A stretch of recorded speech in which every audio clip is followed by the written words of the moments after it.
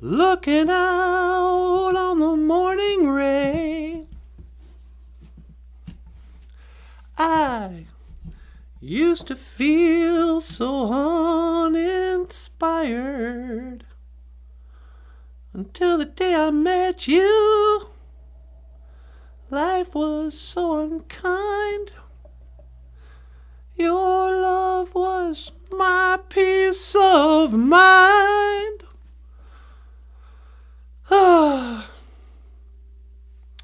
Bonjour, Mino Gigajab. Good morning.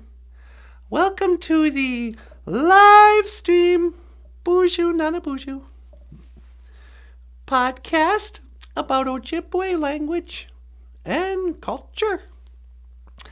My name is Natasha. Natasha Nandusha. Natasha is my name. And let's see, what do you think, Michael? Do you want to give them the Ojibwe word of the day? Oh, sure. Today's Ojibwe word of the day, Ishwa Anama A Gijagud. And you know what? We didn't do the text again. Oh, yeah. I keep forgetting that. Ishwa Anama A Gijagud. Ishwa means day after. Anama A is prayer. And Gijagud means day.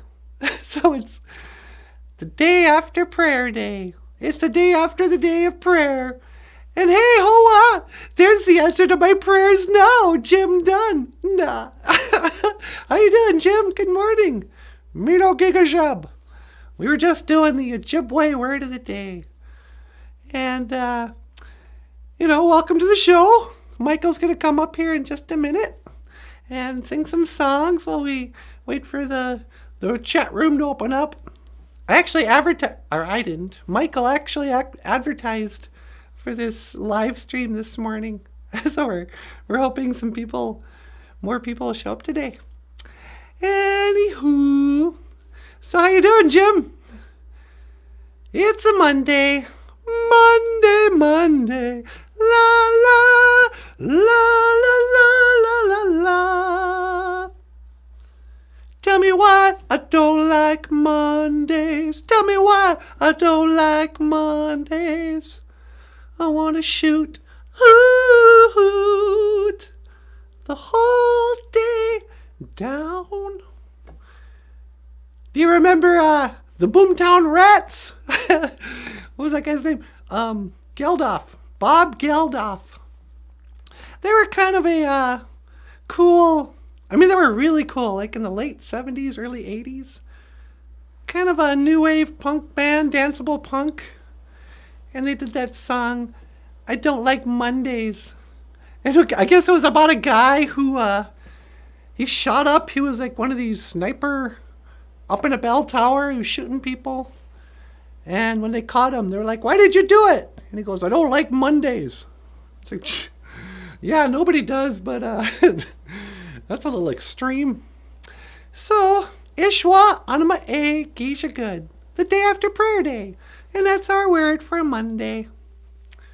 Monday, la la, la la. Bob Geldof's also responsible for, or he took responsibility. I doubt it was really the way they said it went down. But Live Aid, remember that? Oh, we're going to end world hunger. Or we're going to feed Africa. We are the world. We are the children. We are the ones to make a brighter day. So let's start living or giving. We are the world. What a terrible song. And all the celebrities got together. Even Bob Dylan. He was like, we are the world. I can do a pretty good Bob Dylan. We are the world. We are the future. That's how Bob Dylan sings. I bet you didn't know I was so good at doing impersonations. You want to hear my impersonation of NANABOOZHOO? Okay, hey, BOOZHOO. Isn't that great? I sound just like him. What? All right. Well, without further ado, Michael, you want to come up and play a couple of songs? Yeah, sure. Ladies and gentlemen, please welcome none other than Michael Lyons. Come on up here, buddy. I will see you again. Giga wabba min, middle.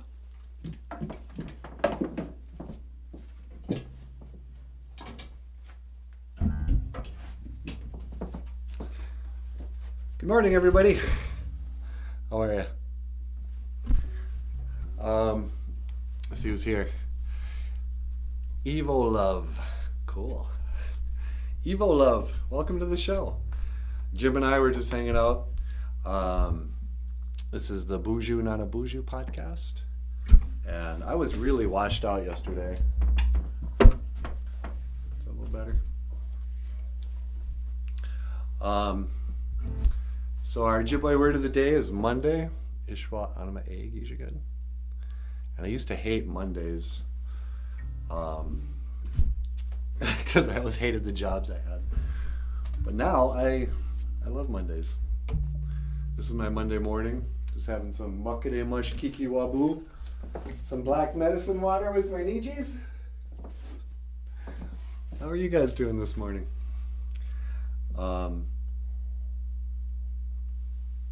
Yeah, I used to hate Mondays so much that Sunday nights would be ruined. You know, the afternoon would get done and you know that, well, pretty soon I'm going to go to bed and I'm going to have to get up and go to work tomorrow. And I would start to just get the Monday evening blues. Let's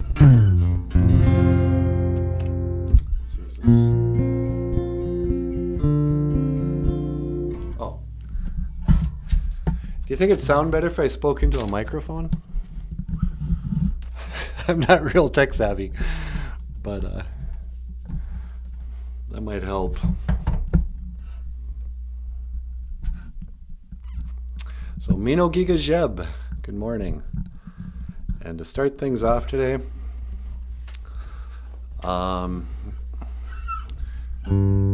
David Bowie's birthday was a couple of days ago. So maybe I'll start with a Bowie tune.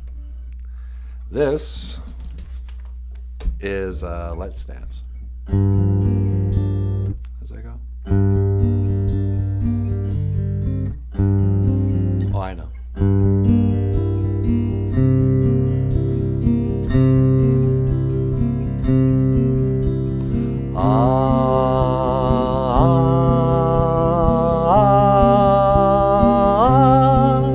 Let's dance. Put on your red shoes and dance the blues.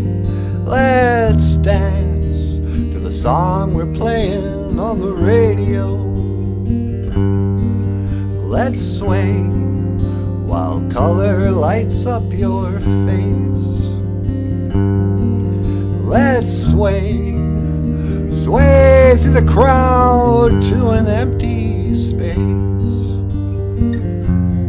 If you say run, I'll run with you. And if you say hide, we'll hide. Because my love for you would break my heart in two. If you should fall into my arms and tremble like a flower,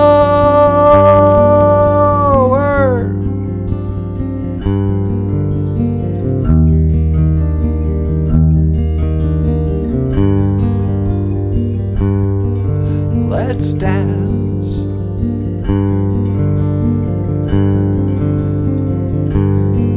Let's dance.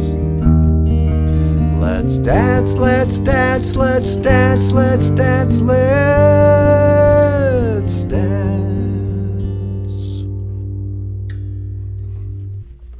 David Bowie, rest in peace. SRB played lead on this. Yeah, Stevie Ray Vaughan did. And I remember hearing a story about that time when Stevie Ray Vaughan he was on the album, and a lot of the sound of that album, all the bluesy stuff, the guitar on it, he played a big part of it. But when they went on tour, David Bowie only wanted to pay him $100 a gig in 1983. I mean, that's what I get. And Stevie Ray Vaughan was like, I'm not going on tour with you for $100 a gig. So Bowie didn't always pay his musicians very well, at least not in the 80s.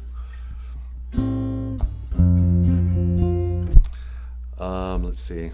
I was playing a little video this morning.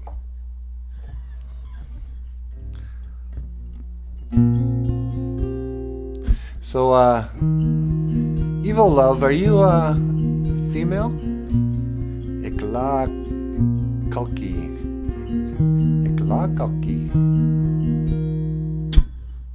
If you are, I'm guessing that you, actually, if you're a middle-aged lady, have you seen, or are you like me? Have you seen, what's that TV show called? That makes everybody cry. I've seen the first 3 seasons and I just love it. This Is Us. This Is Us. In the first season, actually all the seasons I've seen have just great soundtracks. And my inner middle-aged lady is a sucker for all that family drama stuff. But there was a song I had forgotten about. I'd only heard a few times when I was a little kid. That there's a scene there where there's a young couple. This is Randall's dad, his biological dad. When he was young, meets a woman, and they become drug addicts, and she dies, and he leaves the baby, at a fire station. And the song they played while he was going through it was this old song by, I can't remember his name now. It's really sad. Let's play a little bit of it.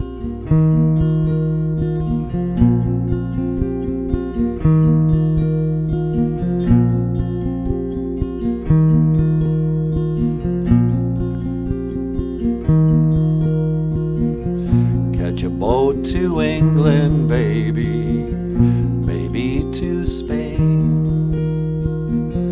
Wherever I have gone, anywhere I've been and gone, anywhere I have gone, the blues are all the same.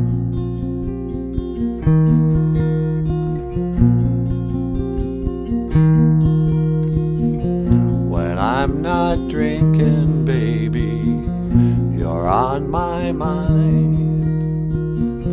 When I'm not sleeping, honey, when I ain't sleeping, mama, when I ain't sleeping, well, you'll find me crying.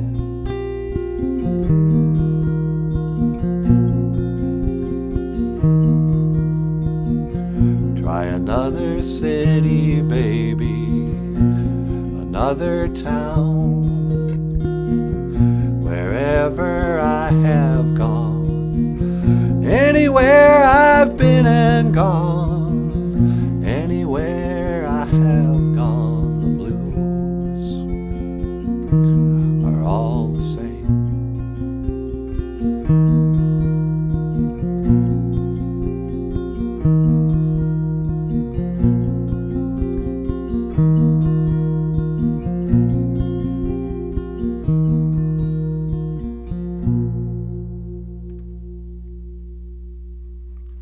Hey, S.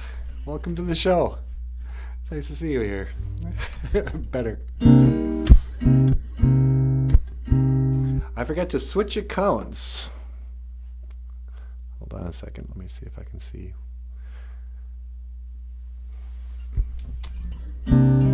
Oh, you're SM. Okay. Now I understand. I'm wondering if... what's her name? Leviticus is going to show up. Is that her name? Some biblical name. Scott Bones. Bonjour, Scott Bones. How are you? Welcome to the show. I'm going to bring out NANABOOZHOO here in a minute. This is the podcast about Ojibwe language and culture. And this winter we're going to be doing or hopefully we're starting to book gigs virtually to high schools and community centers and different reservations with our little show about our little podcast about Ojibwe language and culture.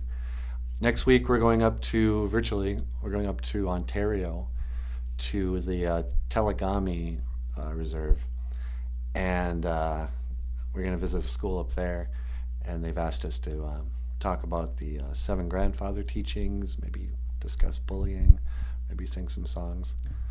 So that's kind of exciting. If I can, maybe I'll record my visits and share them on YouTube. Well, Exodus is here. Bonjour. We were just talking about you.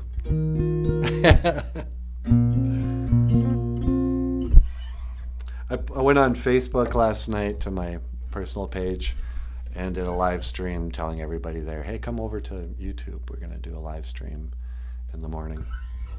And then I promptly decided not to prepare anything for today. But today's Ojibwe word of the day, Anima E, or Ishwa, Anima E, Gijagud. Yesterday it was Anima E, Gijagud, prayer day. And today it's Ishwa, Anima E, Gijagud. It's the day after prayer day, or Monday.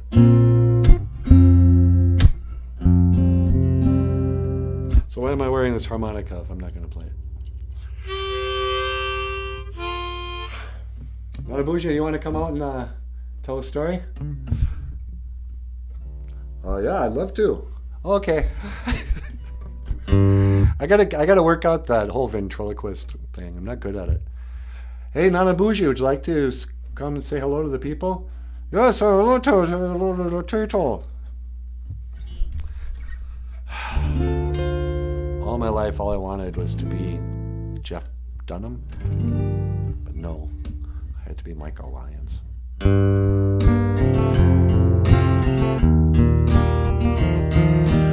Bonjour, good morning, Christine.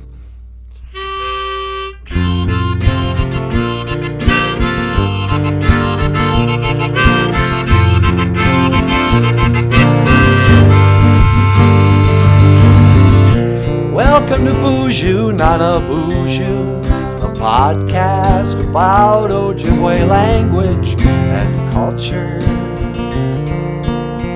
I'm happy to be here with you today to speak Ojibwe and learn about the language and culture.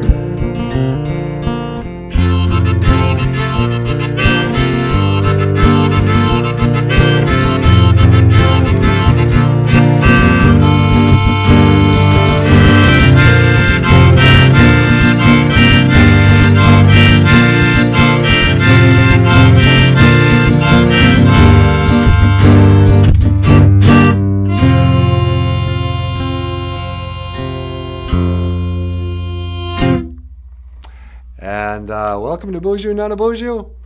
Coming up, I would like to welcome to the stage the host of the show, the host with the most,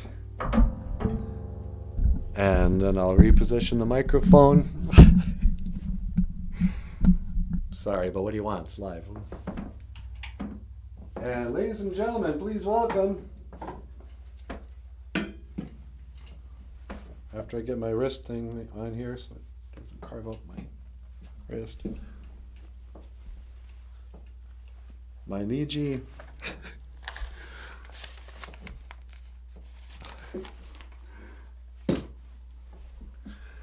It's coming.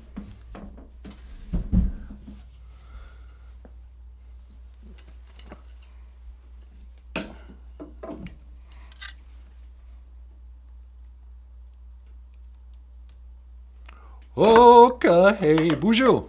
Oh, Michael, you forgot to put my hand on again. Hold on a second, guys.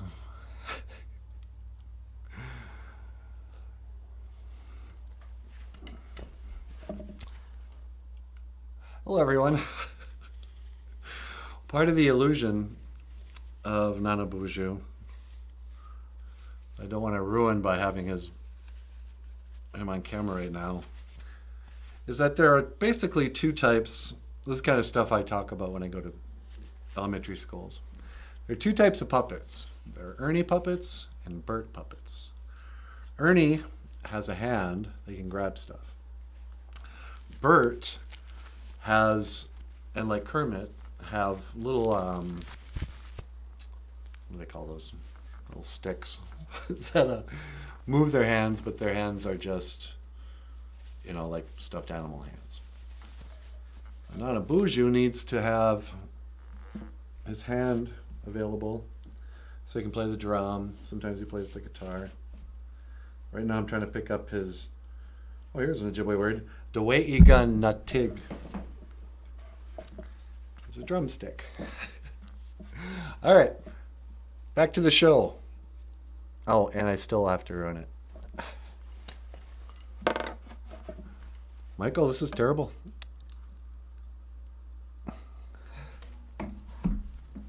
Let's get Natasha out of the shot.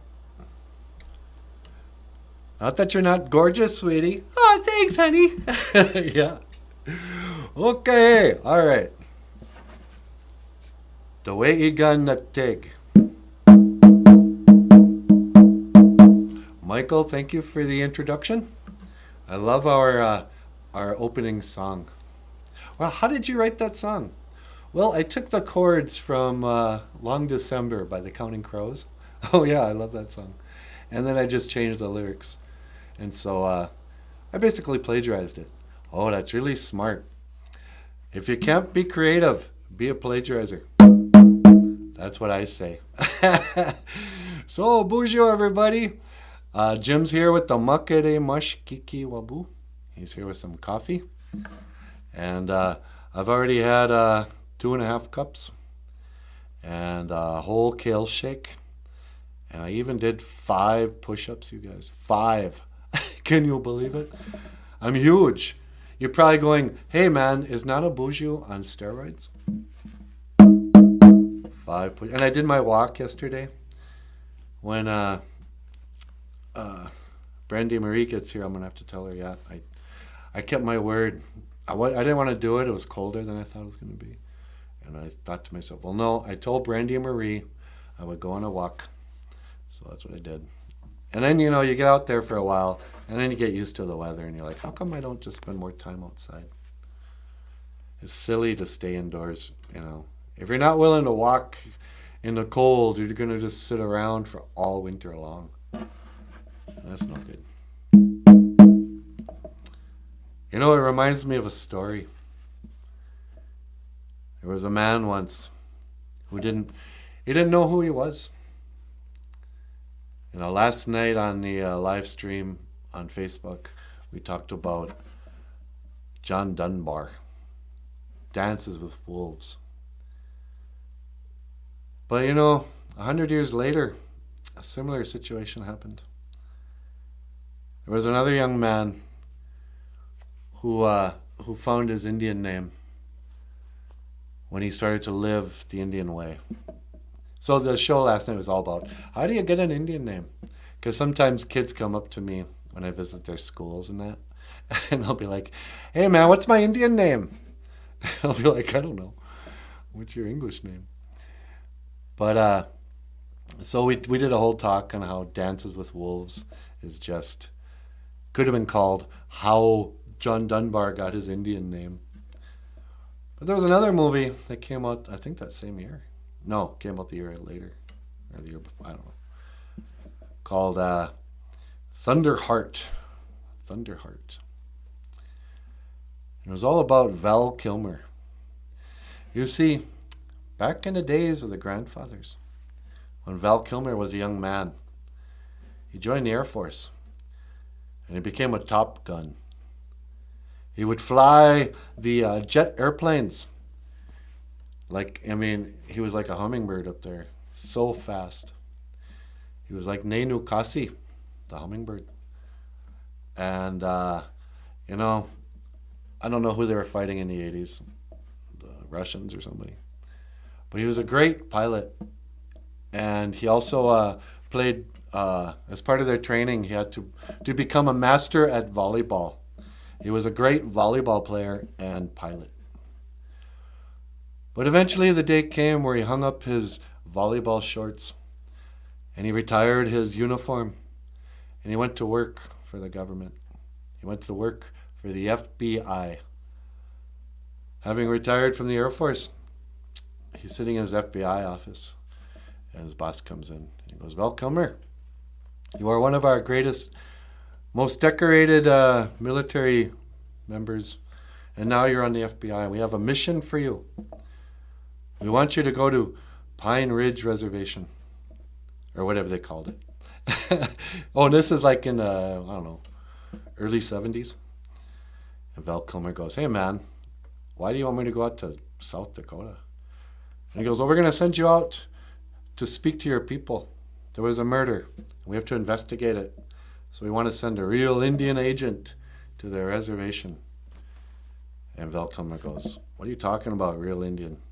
He goes, "Well, these are your people, aren't they? I looked at your file. It says your dad was from, Pine Ridge." And he goes, "Well, yeah, but I didn't even know my dad. And, my mom was white. I don't know nothing about being an Indian." He goes, "Well, anyway, irregardless, we're going to send you out there to investigate this murder." So Val Kilmer goes out there and he meets up with a kind of a skeevy FBI agent. I forget his name. And they start investigating this murder. And he hooks up with old Kicking Bird. By this time, the old medicine man from Dances with Wolves, he had become a police officer. He gave up being a medicine man, and now he was an officer of the law. But he didn't wear a police officer uniform. He just rode around on a motorcycle with his hair blowing in the wind. And, so Val Kilmer sees him there, and right away he's like, "Hey, man, get on the ground. I'm the FBI. And I don't mean full-blooded Indian either. I'm from the Federal Bureau of Investigations. You're under arrest." And old Graham Greene goes, "Hey, man, what are you, racist? Just because I got long hair, you think I'm a criminal? I'm actually a cop in these parts. I'm the FBI." and so they become friends, and they start investigating this murder together.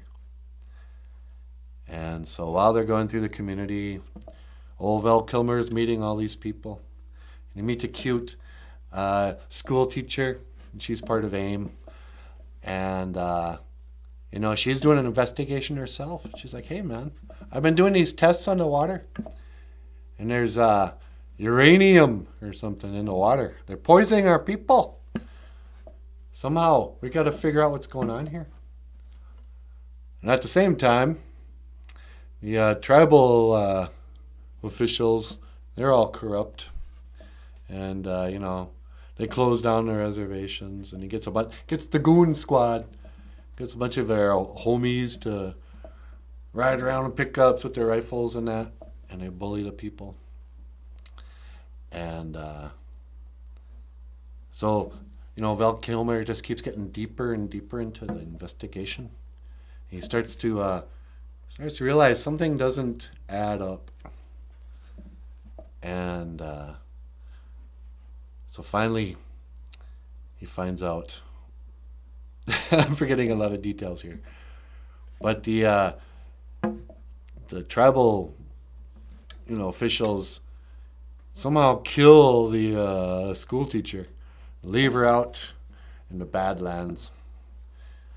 And Val Kilmer, he meets an elder who, and he meets Jimmy Looks Twice, a real hardcore aimer guy who's also a shapeshifter. And Jimmy Looks Twice is like, you gotta guard your soul. You're living in a world that eats your souls. You gotta, follow the red road. Because you wanna blame this murder on me? I'm telling you, man. Look into it more. It's probably them Chimooks.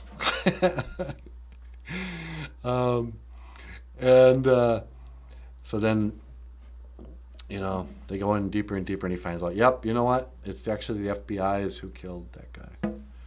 There is an informant, and they're drilling for oil in the Badlands, or they're dumping toxic waste, or I don't know.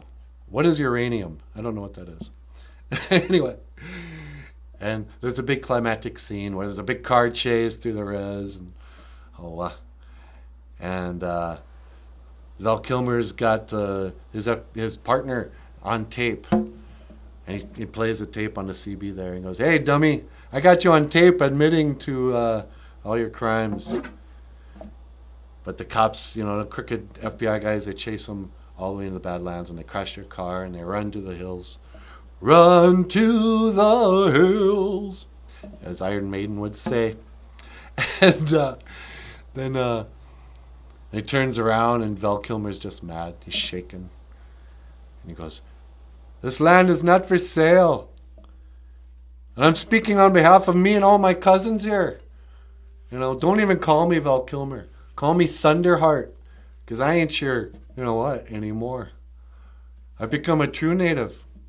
Now FBI stands for Full-Blooded Indian, or Freakishly Big Indian." I'm not going to say the bad word. And so then they were like, "Oh yeah, hey dummy, we're going to shoot you." But just then, the whole community came out. They were all waiting in the hills with their guns. They're all pointing out. Even the old grandma, she had a big old rifle.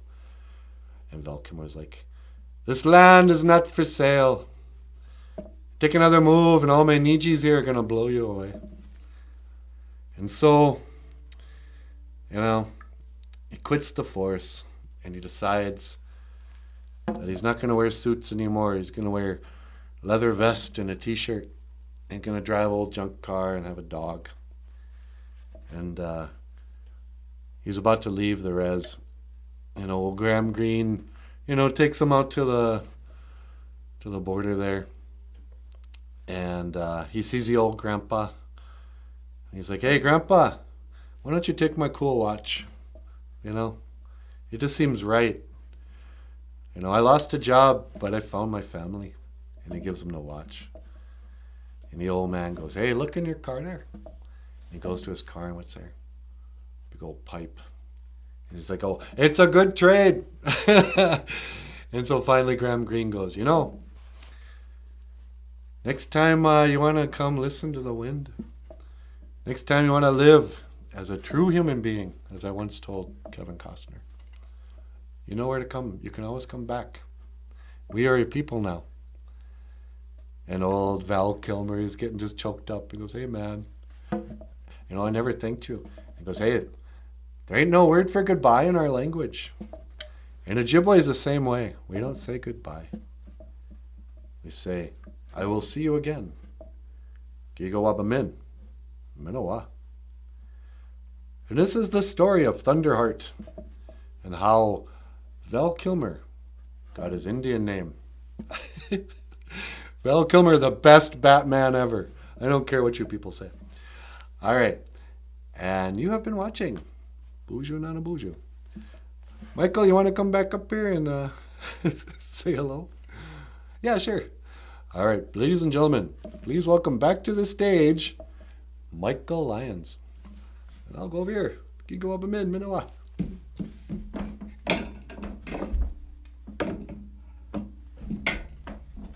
How cool the show would be if I had a cameraman.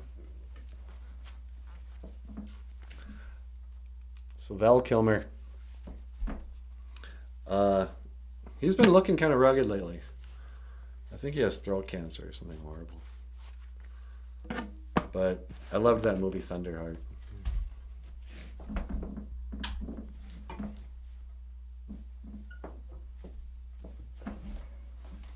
Are you lonesome tonight? Scott Bones, The Wind. Brandy Marie is back. Hello, Brandy. I was talking behind your back, too. I did my walk yesterday. I'll be with you for a bit. Busy, busy day. Yeah, I've decided I wanted to do these live streams in the morning early because if people are like me at all, I spend my morning coffee, checking my Facebook and Yahoo and everything. Even when I was working, I had time early in the morning, but by 7 o'clock or whatever, I had to get moving. Oh wow, Michael is back. He really always is here. Yeah. It's been a wild year. I'm getting to know people online. My life is so divided into thinking that I've been really secluded, living in solitude, and fearful of the times we're living in, uncertain, and at the same time, I feel like I've been, playing publicly more than I ever have. I've made, friends online, sort of. You people. Why is that so offensive? That always sounds like a racist term when you say you people. Does it come from the 60s? Your people, you people? I'm not sure why that's offensive.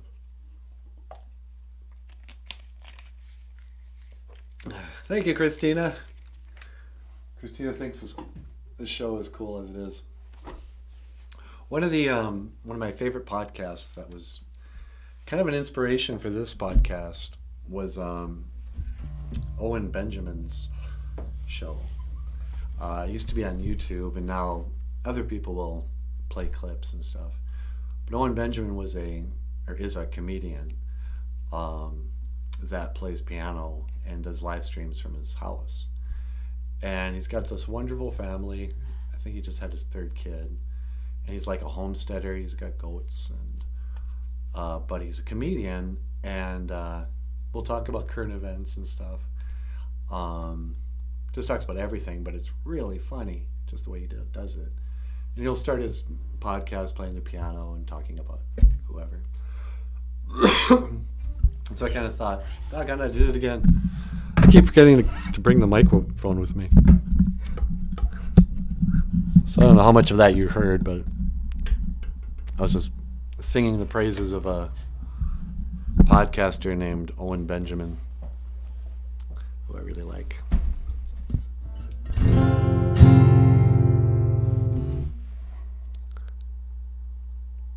So I was wondering what I should talk about today. If I should keep it relevant to Ojibwe language and culture, or should I go off on tangents of 80s music, which is what I'm most comfortable talking about, or should I talk about my cat Princess again? Yesterday I took a nap in the middle of the day, and I was out for, was it yesterday or last night? For like 2 hours or whatever. And I thought my cat got on the bed with me and was walking around. And then I went, didn't I kick him out and close the door? So I opened my eyes and I looked around, no cat, and I went back to sleep. And I felt those paw prints. I was walking around on the bed. And, maybe I dreamt it. But man, it felt like the spirit of my dead cat had come back to visit me. And I wasn't depressed when I woke up, but it got me thinking again about what a profound loss it was to lose my pet. And I was completely unprepared for it.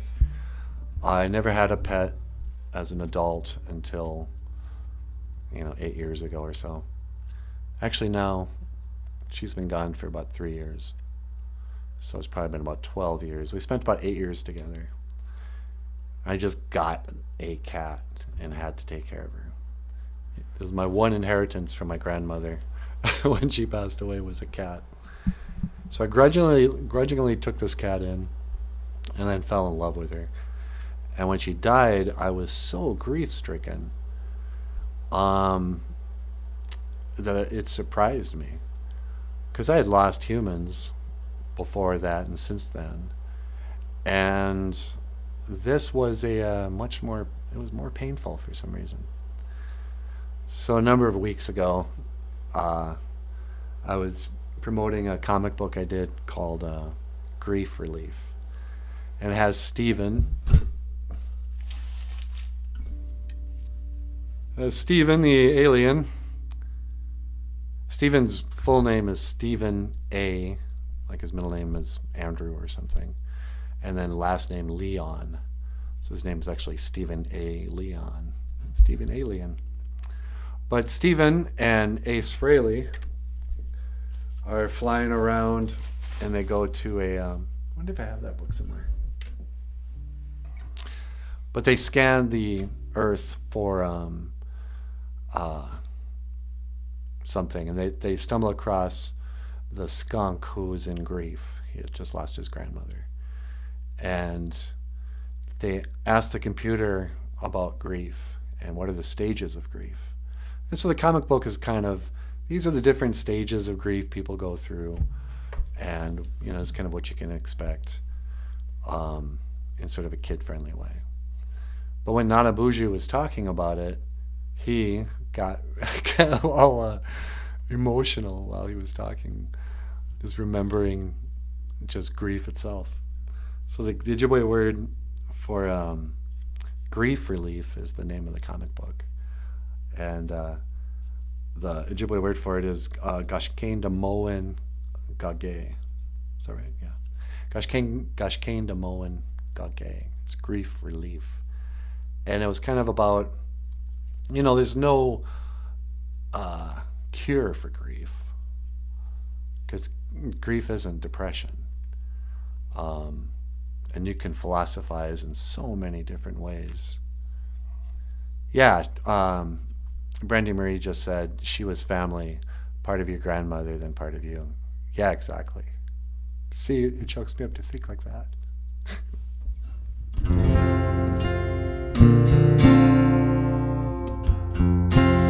But like little buttons get pushed in your psyche, in your heart, or whatever. I didn't want to get this like serious or sad or anything.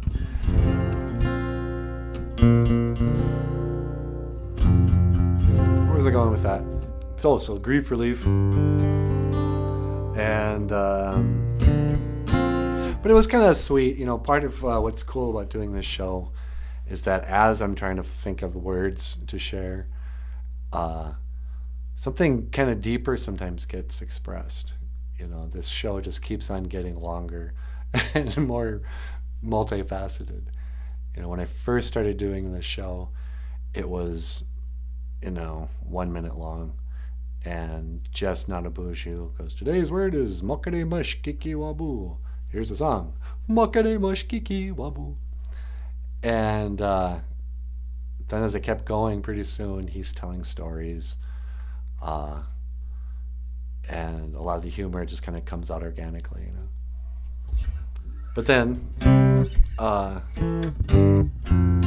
it's also a good platform to link, and I assume that I have a link to my Amazon page on this. It's a great kind of commercial for my children's books.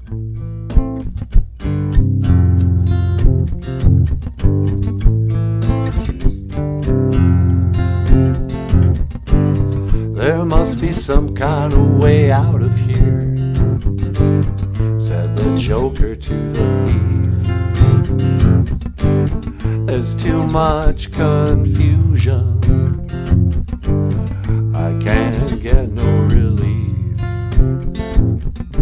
And the businessmen, they drink my wine, and the plowmen dig my earth. Now I remember where that story was going.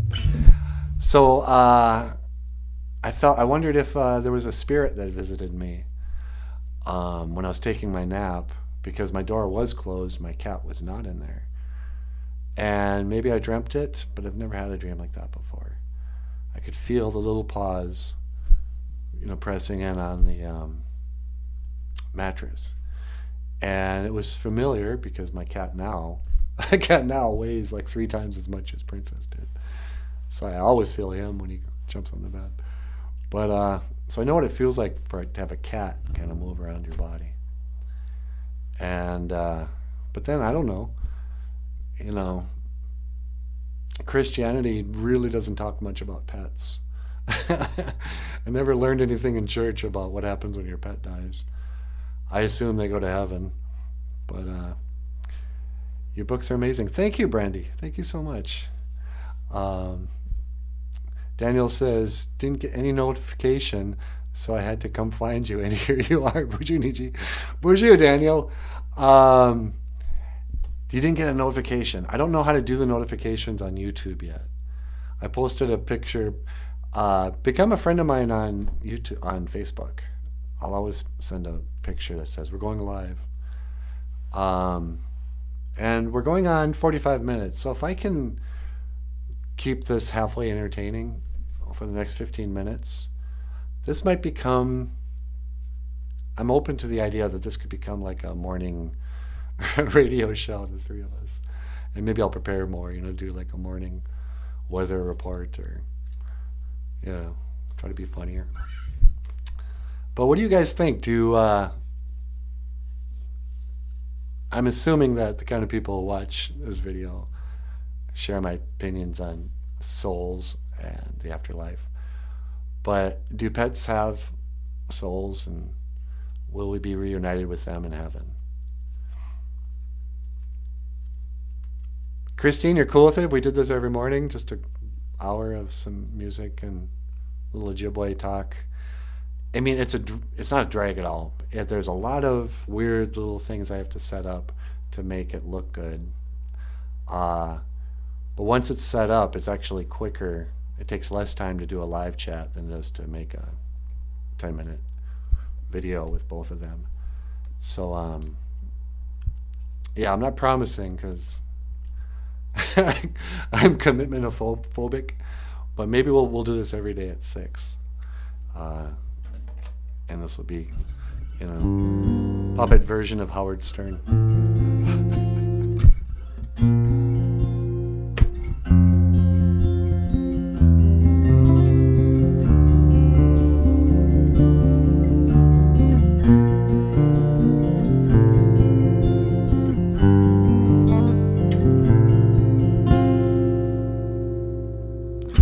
Why try? You know why? This feeling inside me says it's time I was gone. Clear head, new life ahead. It's time I was king and not just one more pawn. Fly by night away from here. Change my life again. Fly by night, goodbye my dear. My ship isn't coming and I just can't pretend.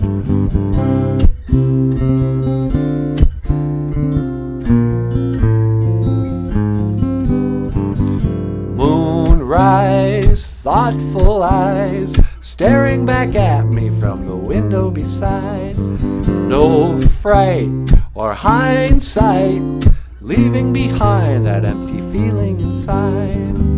Fly, I just suddenly forgot it. Fly by night away from here.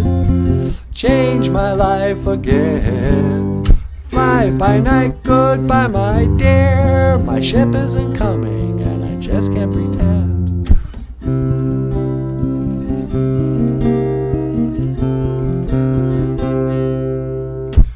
Start a new chapter, I find what I'm after. It's changing every day.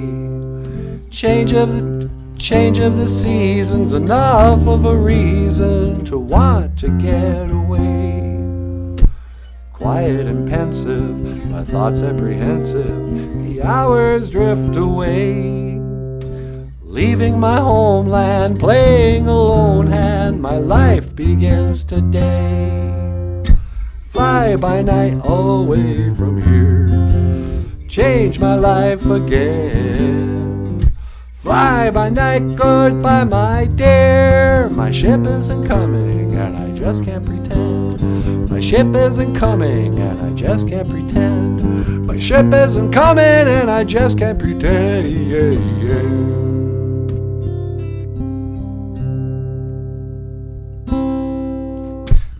BOOZHOO Exodus. I was hoping you'd show up.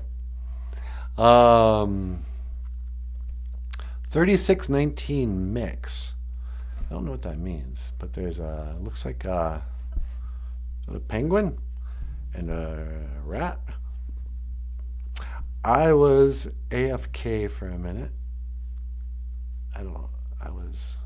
I'm with Jim. I'll head over to the Patreon. BOOZHOO, Christina. I'd love to start Workaday with you. Christina Berry, thank you so much. I didn't think to say that. I have a connection to the Patreon account. And yeah, for sure, I'll start doing this every day if people want to support me on Patreon. You bet. I don't have a other job, which has been my lifelong goal.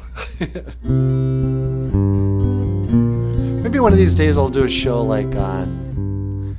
I've wanted to do this for a while. Part of me, I'm not quite old enough to be comfortable telling people how to live their lives, you know. But when I talk to younger people, a lot of times the people, like when I visit schools and stuff, they're interested in me as a guitar player and an artist. A lot of kids are cartoonists and are impressed with the drawings. In fact, too, I used to have a bit I would talk about to a third grader being able to draw well, especially characters they are familiar with, like Spider-Man or whoever. To them, it's like having a superpower. And that's what a lot of people just have kind of forgotten about, why comic book fans were comic book fans. We were 50% interested in superhero powers and continuing running stories. But it wasn't the powers by themselves, and it wasn't the costumes.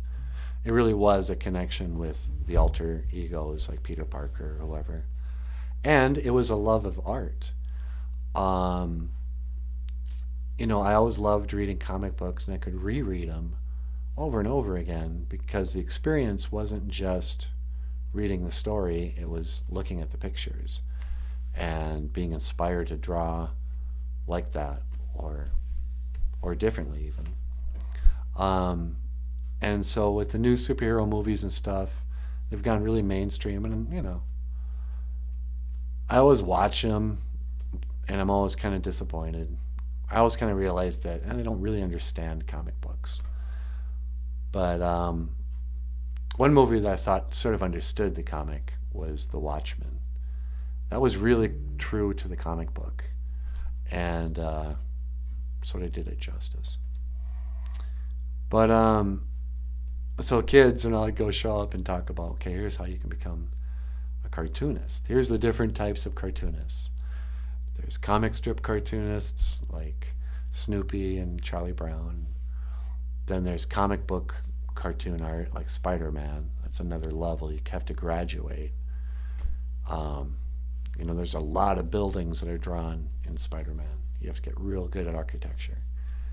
And there's animation. There's that in between where it's not as realistic as superhero comic books, but it's more realistic than Snoopy, you know. And where was I going with this art talk? Oh, so my dreams as a young person, I did a comic book, and it was an autobiography, and I called it Rockstar Cartoonist. Because when I was a kid, I always said, well, I either want to be a rock star, but if that doesn't work out, I can always be a cartoonist. And but mostly, so, you know, some of that was ego-driven, like, you know, just want the glory of being a rock star, or, you know, that calling to be an artist. I think a lot of kids and adults who draw, we don't really know why we're doing it, what compels us. Like, we want to do it. It's sort of therapeutic, but it's, you know, it's being inspired and it's creative. But I think on some level, you think, like, just like, did Leonardo da Vinci kind of go, or Michelangelo? It's like, man, this is so awesome because I don't have to be working in the mines, or I don't have to be in the fields. I always thought being an artist could somehow liberate me from having to work labor, you know. I always had kind of a contentious relationship with every boss I've ever had. I felt intimidated, was scared, never wanted to do the job, was always afraid I'd get fired, got fired many times. But then there was always this thing over here. It's like, well, if I could just not go to work today, I would sit around and draw or play guitar. Or when I was young, it was always just playing, playing with my little action figures, doing the voices. Come on, man, let's get out of here. And now I finally, in my 50s, come to a point where I get to just play music and play with my toys. And in a weird way, I became a rock star cartoonist doing this show. So miigwech to everyone who supports the show, even with just a thumbs up. It, in a way, is a realization of like a childhood dream. And so we're going on 55 minutes. I'd like to play a song now for Brandy Marie. I did not learn, Brandy, you're a fine girl, what a good wife you'd be. Yet, but I will someday. But this is a song by the boss, Bruce Springsteen. And it's called Dancing in the Dark.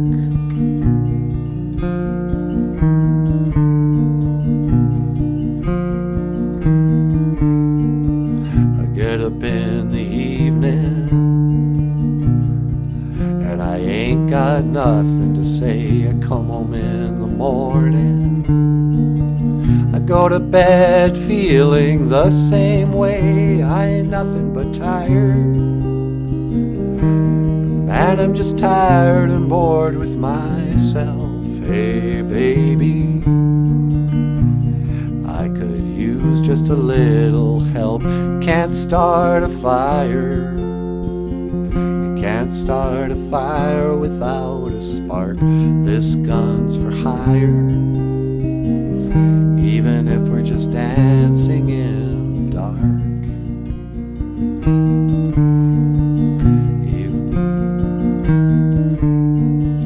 Message keeps getting clearer. Radio's on and I'm moving around the place. Take a look in the mirror. I wanna change my clothes, my hair, my face. Man, I ain't getting nowhere. Whoops. Just living in a dump like this. There's something happening somewhere. And baby, I just know there is. You can't start a fire. You can't start a fire without a spark. This gun's for hire. Even if we're just dancing in the dark. Even if we're just dancing in the dark. Even if we're just dancing in the dark. Badger skins are important in Exodus 36. Argir was a badger, not a rat. Oh, okay. Cool. I love my bushy Kawiski. Going down good. Bougie Kawiski. Bushy Kawiski. Are you drinking in the morning, Scott Bones? Badger skins are badger, not a rat. Hey man, I say if you're drinking first thing in the morning, good on you. Why not? Oh, somehow you got to put in a hard day's work before you tie one on? You know what's the great thing about not being a drinker? When I was a drinker, I would hang around these Indian guys who gave up drinking. And they could always say, well, back in my drinking days, and tell these great stories. But then I always sum it up with, well, and that's why I quit drinking.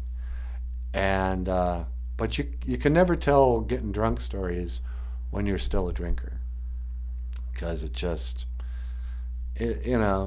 makes people question your regular life. Like I used to have a running joke with my buddy. He'd be like, Monday mornings, people are like, hey, what'd you do this weekend? Like, oh, I got wasted. You can't, got hammered. But I remember when I was a drinker, we used to get drunk, get squaby. Today is Ojibwe word of the day, children. Squabed up. It means drunk in Ojibwe Moan.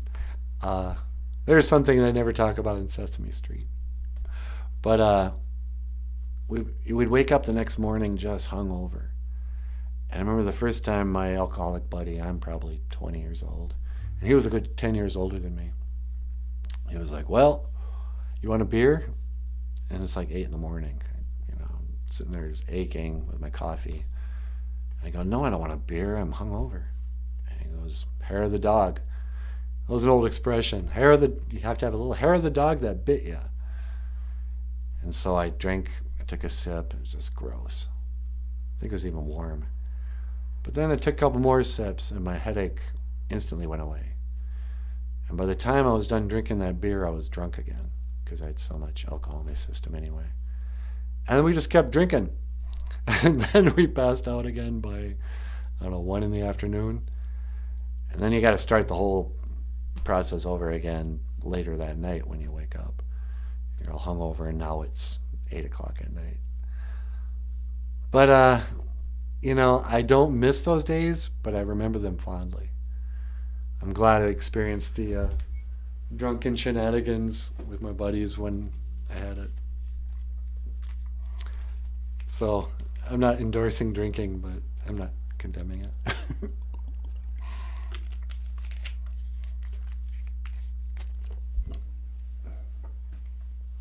Remember that scene in The Godfather where Michael comes out to his dad. His dad's all in the wheelchair, and he pours him some water, and he goes, or some wine. He goes, I'm drinking too much. He goes, it's good for you, Pop. It's like, yeah, when you're old, who cares? Have a drink. All right, well, that's been an hour. Maybe I should quit while I'm ahead. Do we bring NANABOOZHOO out again? I'm going to let NANABOOZHOO say goodbye to you guys. I'd like to say miigwech for tuning in today. This is fun. And in Ojibwe, we say gigawabamin, minowa. I will see you again. All right, NANABOOZHOO, you want to come and say gigawabamin to these people? Yeah, sure. I'll say goodbye to them.